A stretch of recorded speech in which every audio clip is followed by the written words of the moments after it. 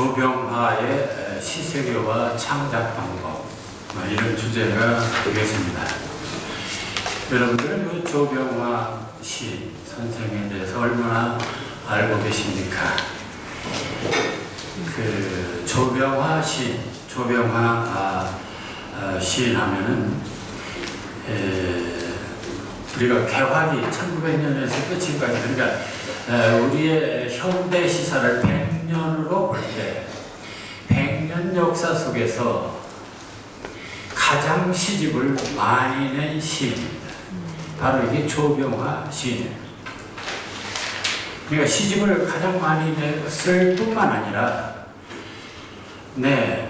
장사도 잘했어요. 그러니까 시집을 가장 많이 또 팔았어요.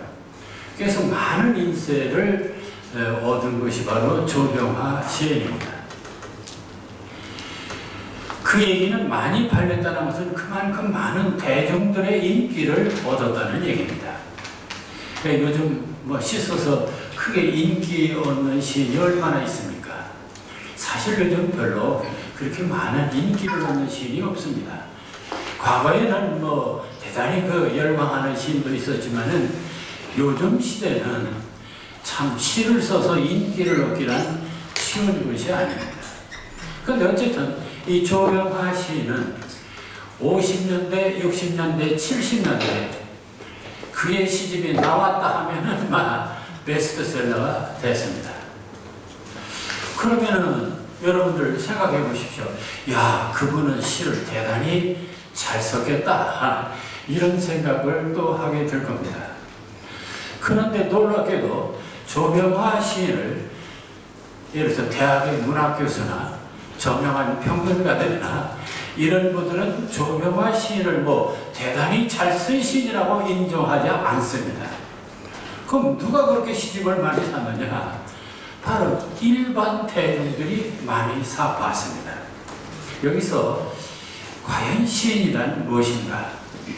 그리고 정말 좋은 시는 무엇일까를 한번 다시 생각해 봅니다. 그러니까 평론가나 학자들이 이 사람 시가 참 멋있다, 잘됐다, 문학적으로 예술적으로 주제가 뛰어난다, 이런 것이 중요한 것이 아니고 일반 독자들이 얼마나 시를 사랑하고 그 사람의 시를 사랑하고 감동하는가, 그것을 잘 보여준 시인이 바로 조병화입니다. 그런 점에서 우리는 오늘 이 조병화 시인의 시세계, 이걸 한번 의미 있게 살펴볼 필요가 있습니다. 자, 조병화 시인, 그의 생애를 좀 봐야겠습니다. 그는 안성, 그러니까 이 경기도 안성에서 태어났습니다. 여기 앞으로 작품이 나오는데 오산 인터체인지라는 작품이 있습니다. 이 작품은 그가 안성이라는 고향을 잘 말해주는 작품입니다. 그런 점에서 이 안성, 이거 대단히 중요합니다. 자, 안성에서 태어났어요. 그리고 그의 호를 편문, 쪼각편자에다가 구름문자입니다. 그는 호를 그냥 쓴 게 아닙니다. 여러분들 호 다 있죠? 아니, 다 있는 것은 아니고 있는 분들도 많이 있고 또 호를 좋아하는 사람도 있고 그렇습니다. 자기 이름이야 부모가 써준 거니까 학렬에 따라서 쓰다 보니까 마음에 맞지 않을 수도 있습니다. 그런데 이제 대개 호는 자기가 가장 선호하는 어떤 인격적인 또 인생의 세계에 대한 어떤 가치관이랄까, 이런 것을 반영해서 표현할 것이 호입니다.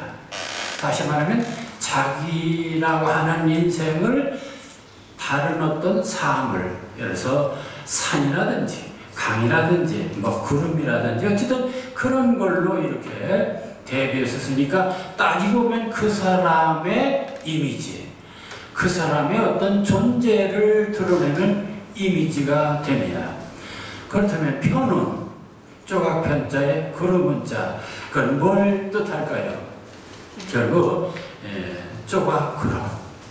그러면 이분의 시, 그분의 인생은 나는 쪼각구름 하나에 그저 흘러가는 구름.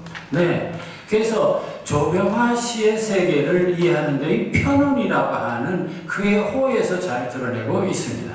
다시 말하면 인생은 뜬구름 같은 존재. 이게 이제 그의 시에서 잘 드러나는데, 그런데 그런 노래가 왜 그렇게 인기가 있었을까 하는 얘기입니다. 자, 두 번째. 1929년 모친을 따라서 서울로 이사해서 미동네 공립보통학교 2학년 편입해서, 근데 그때 9살입니다. 이거 이제 보통학교, 요즘 초등학교 가는데 거기서 아동문선, 아동미전에 입선하고 육상 릴레이 선수를 했다. 요 세 가지가 이분의 생애를 또 잘 말해줍니다. 아동문선, 그러니까 초등학교 때 이미 벌써 글을 잘 썼어요. 그리고 미술에도 소질이 있었어요. 그게 끝까지 계속됩니다. 그런데 또 육상, 나중에 럭비 선수가 되고 우리나라 국가대표까지 됩니다. 그러니까 아주 운동에 뛰어났어요. 저는 이분을 보면서, 이분이 마지막 83세 돌아가십니다. 물론 요즘 83세는 아무것도 아니지만은 적어도 우리보다 한 세 앞선 사람들의 80 이상 살았다는 것은 상당히 장수한 거예요. 어떻게 그렇게 장수했을까? 서울이라든지 이런 사람 33세 갔지 않습니까? 그리 따지면은 83세 대단히 장수한 겁니다. 그 장수할 수 있던 이유가 내가 생각하기에는 문학도 하고 그림도 그렸지만 또 운동을 좋아했다는 것도 그 장수의 비결은 아니었을까? 왜 그런 거 있지 않습니까? 영웅은 전쟁터에서 일찍 죽으면 영웅이 아닙니다. 끝까지 살아남아야 돼요. 이런 점에서 이분은 시를 써서 대단히 명성도 얻고 많은 존경도 받고 인기도 얻고 돈도 벌고 아주 호사하면서 산 사람 중에 하나입니다. 자, 그런데 1936년 경성사범학교 보통학과, 자, 일제시대입니다. 경성사범, 그러니까 서울사범, 지금 말하자면 서울사대, 그런 전신이라고 볼 수 있죠. 자, 시골 이촌촌놈이 서울 경성사범에 들어갔다? 이거 그냥 들어간 게 아니죠. 대단히 머리가 좋은 인물입니다. 근데 여러분들, 지금 내가 몇 회를 계속하면서 이 한국의 대표 시인들을 얘기하면서 그들의 경력을 보면요, 다 보면 초중고등학교 때 대단히 뛰어났습니다. 머리가 좋았어요. 그 얘기는 적어도 한국에 이름 있는 시인, 거저된 게 아니다라는 것이죠. 물론 노력해서 될 수도 있었지만은 기본적으로 아주 뛰어난 그런 천재적인 그런 실력이 있었어요. 이 경성사범, 그 당시 경성사범 대단한 거죠. 일제시대 때. 자, 그리고서 바로 또 일본 동경고등사범학교를 갑니다. 그런데 그가 가서 공부한 것은 뭘 했냐면은, 이게 이제 고등사범은 대학 수준입니다. 가서 물리, 화학, 요즘 말로 이과 공부해서 문과가 아닙니다. 이과 공부한 사람입니다. 자, 그래서 그가 졸업하고 1940년 해방이 되자 그는 경성사범학교, 지금 서울사대 전시에서 이화학실 근무, 그러니까 물리학, 화학 선생이었어요. 그런데 또 조건이 좋았습니다. 그때 결혼을 했는데 경성의전 김준과 결혼합니다. 다시 말하면 의사 부인과 결혼을 하죠. 그러니까 이 조병화 시인은요, 굉장히 그 가정적으로 여유가 있었습니다. 그래서 그는 끝까지 여유 있게 했고, 마지막 그가 여기 안성에도 자기 집 이렇게 해서 거기 문학관 만들고 한 것이 전부 다 자기가 조성하는 거예요. 가보면 아주 공원처럼 좋습니다. 자, 그리고 40년에 대한럭비사 축구협회 이사다. 그래, 럭비에 아주 유명했습니다. 인천중학교 럭비 교사로서 럭비부 장설, 또 서울중학교 교사로 있었고, 1949년, 그러니까 광복 이후 이제 1949년에야, 그럼 21년에 태어나서 49년이니까 약 20세 때 그때 최초로 시집을 냅니다. 그게 제일 시집 버리고 싶은 유산이라는 그런 시집을 냅니다. 그러니까 그때부터 그는 이제 잡지에 등단한 것이 아니라 시집을 내서 시인으로 등단한 것이죠. 자, 그 다음에 50년에 하루만의 의안. 그럼 보세요. 83세까지 예를 들어서 50여 편 이상의 50권 이상의 시집을 내는, 그러니까 매년 한 권 이상 시집을 냈다, 이렇게 볼 수 있는 정말 다작의 시인입니다.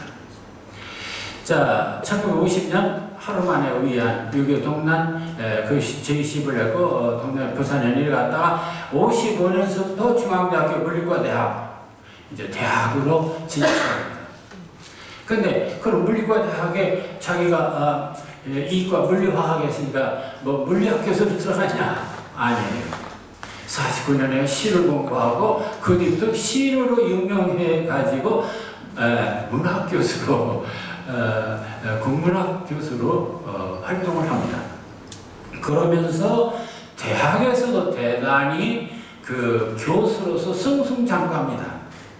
중앙대학교 처음에 강사로 나갔다가 그 다음에 59년에는 조교수, 그 다음에 부교수, 경희대학으로 가서 나중에는 경희대학교 물리과대학 학장까지 됩니다. 그러니까 교수로서도 아주 그 성공, 탄탄일로를 걸었어요.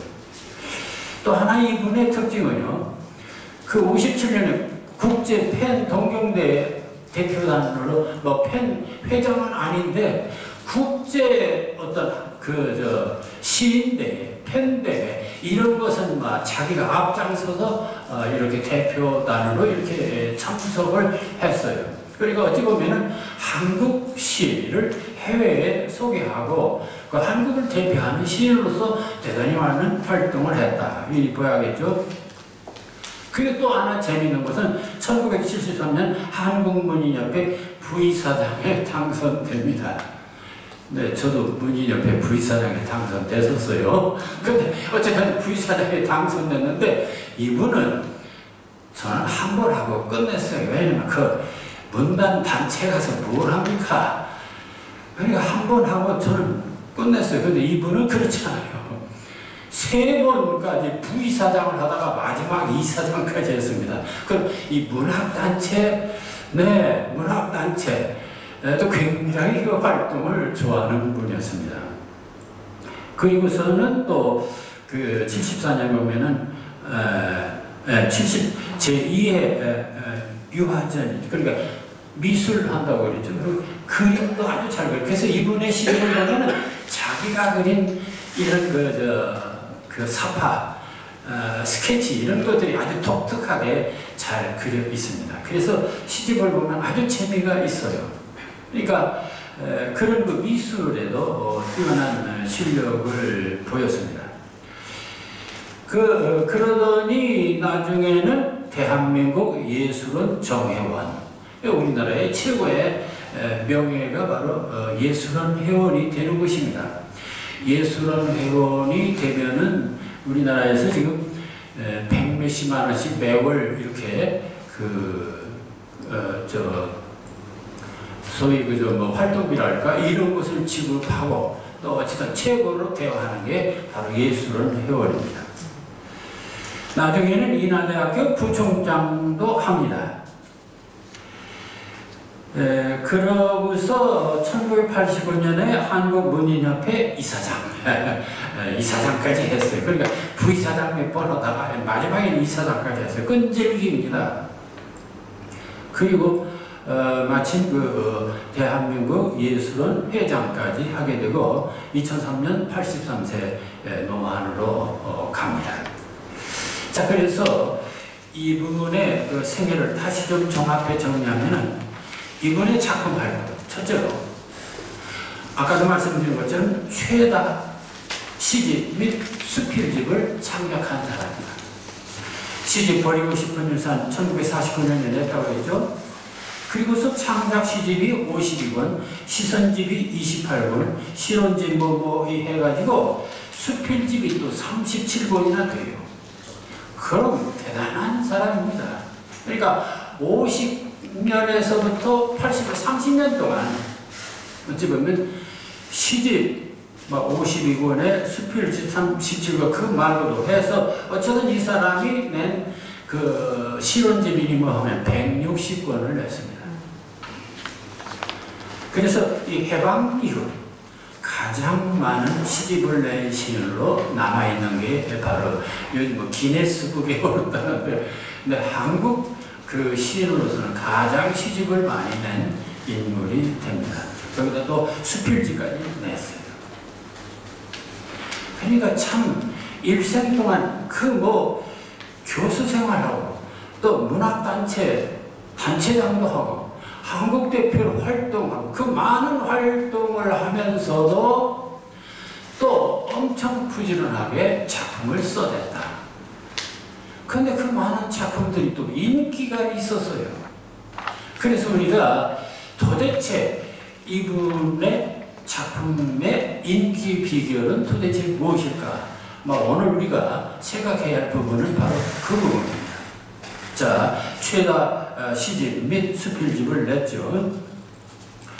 그 뒤로 이제 낸 사람 중에 이제 고은에 또 있고 김남조도 많이 냈다 이렇게 되어 있습니다. 어쨌든 조병화를 따를 수가 없어요. 그 다음에 아까도 말씀드린 것처럼 최다, 이것은 내가 이거 정리한 겁니다. 최다 문인단체장. 국제는 세계시인대, 팬대회, 문인협회, 예술원, 한국시인협회, 한국문인협회, 이게 등등 해가지고 많은 그 단체, 문학단체장을 했습니다. 그리고 내가 다시 또 하나 정리한 것은 최다 문학상. 다시 말하면 그 당시 유명하다는 문학상은 다 쓸었어요. 그렇게 해서 자유문학상, 세계시인, 한국시인, 무슨 개관시인, 서울문화상, 대한민국 예술원상, 3.1문화상, 대한민국 문학상, 5.16 민족상까지 했어요. 사실 이 5.16 민족상은 박 대통령 정신을 기리는 이런 상인데 어쨌든 그런 것까지 해서 많은 문학상을 탔습니다. 그럼에도 불구하고 교육 활동에도 아까도 말씀드린 것처럼 많은 활동을 했습니다. 그리고 또 미술 활동도 했죠. 그는 문인으로서 그가 물리학, 화학을 하다가 어떻게 시인이 되었을까 하는 그 계기를 그의 나의 문학적 고백이라고 하는 그 글을 통해서 이렇게 얘기를 하고 있습니다.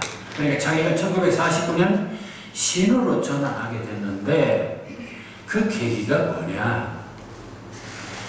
김기림, 김광균, 장만영, 이봉구, 양병섭식, 김경림 이 사람들은 다 1950년대 전후, 그러니까 6.25 전후에서 우리나라의 대표적인 모더니즘 시인들이었습니다.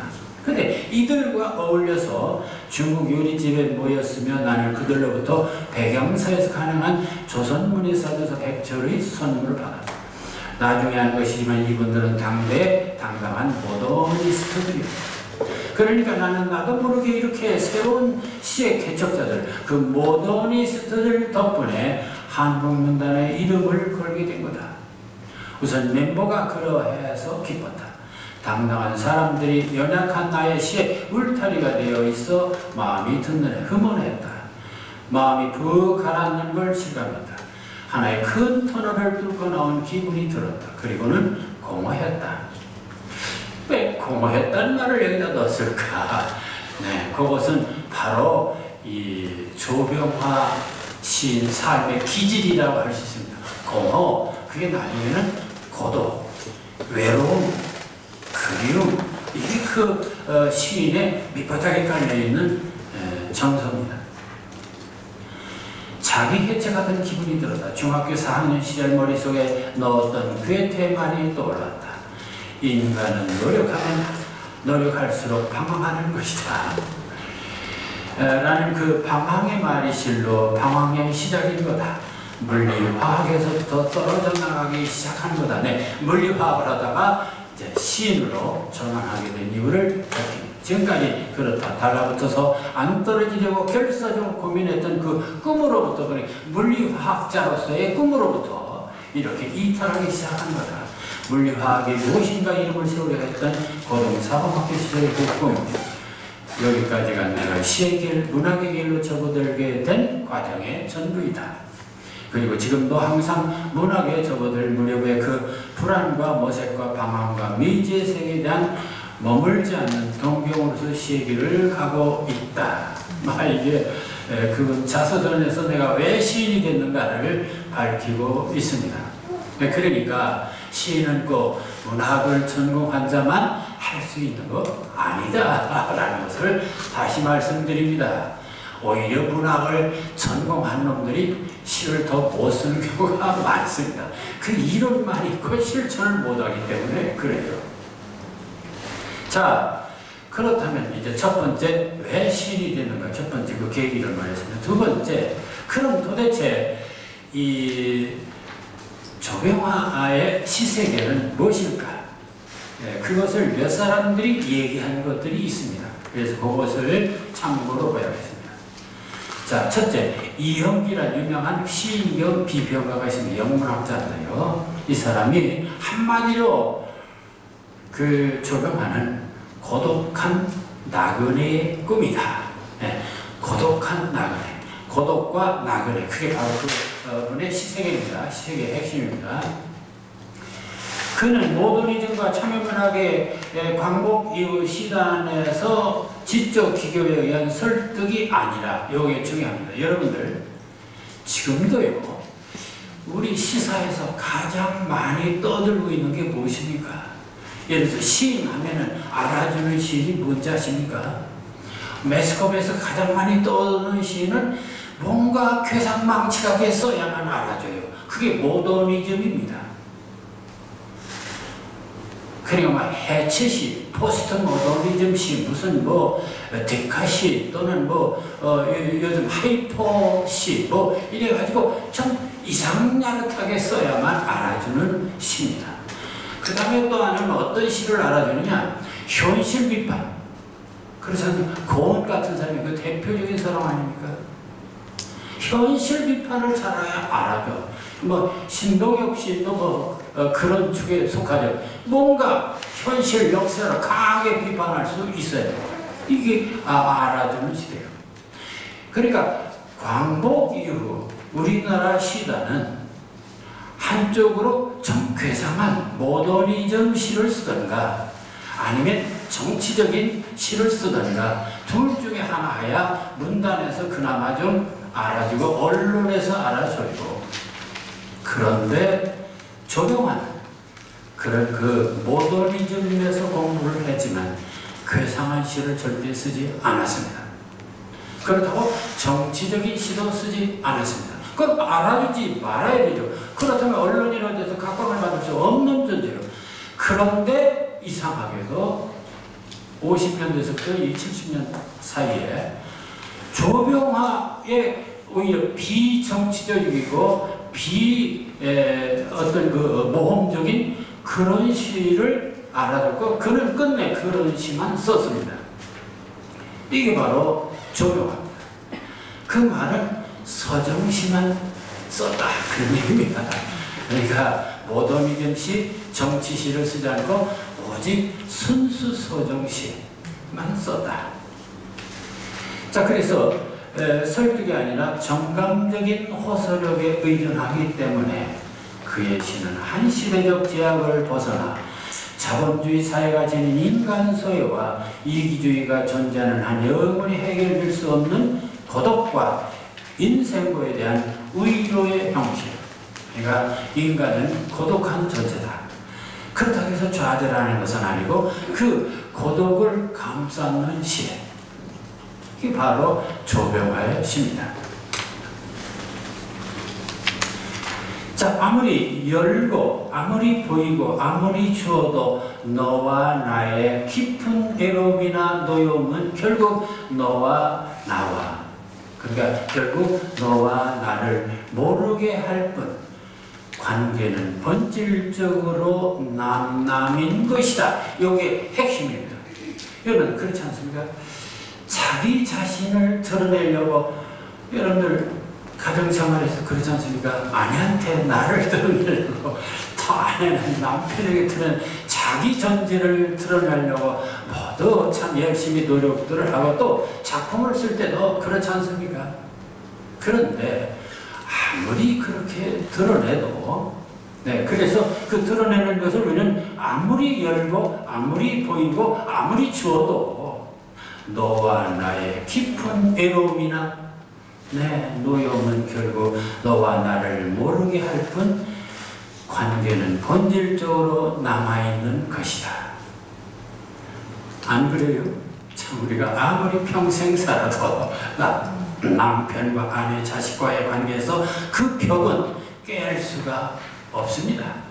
바로 그 조병화의 시색에는 그것을 드러내는 것입니다. 이게 바로 조병화의 시의 특징입니다. 그걸 우리는 단절감, 소외감, 이러고 바로 이 현대일수록 더욱 그렇다. 이걸 고독한 군중, 사람은 많은데 애로운 것입니다. 그리고 이러한 고독한 군중의 심리를 이건 특히 농촌보다도 도시가 더 그렇습니다. 도시 문명이 그래요.